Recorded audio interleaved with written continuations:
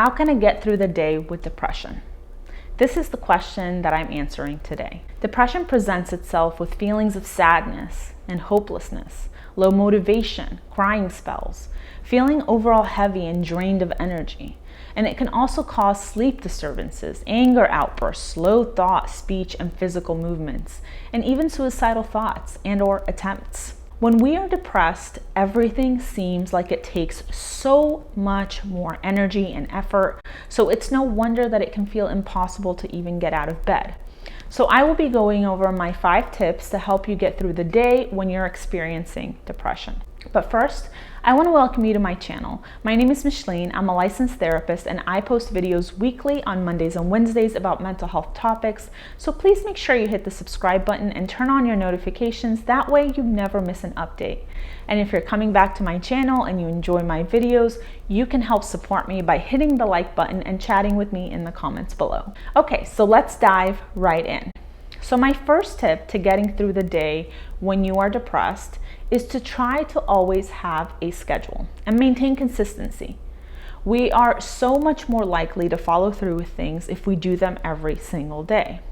So when we have structure in our lives, it can become the norm to just do certain things, such as getting up and showering, even if it's harder. On the good days, try to create a schedule for yourself and then set it up in a way to where you have the least amount of barriers available. So for example, if you want to get up at 9 a.m. every single morning, instead of putting your alarm next to your bed where you can hit the snooze button many times, try to put it across the room where you would have to get up in order to turn it off. You can try these types of strategies for anything that you want to get done, but make sure that you plan ahead. My second tip is to have something to look forward to every single day. Give yourself many prizes for doing things. For example, if you buy a breakfast that you really like and have them available for the week, so even when you feel like you don't want to get up, if you think about this treat, it will make it more likely for you to get up. Or you can have a nice reward for yourself at night after you've made it through such a long, hard day. You can allow yourself to have a cozy, lazy night, or treating yourself to something you've wanted to buy for a while, or maybe even catching up on your favorite TV show. Be creative. The third tip that I have for you is get a support system. This can include friends, family, coworkers, anyone that can help encourage you without pressuring you. So people who can make you laugh and listen to you or just help you feel heard.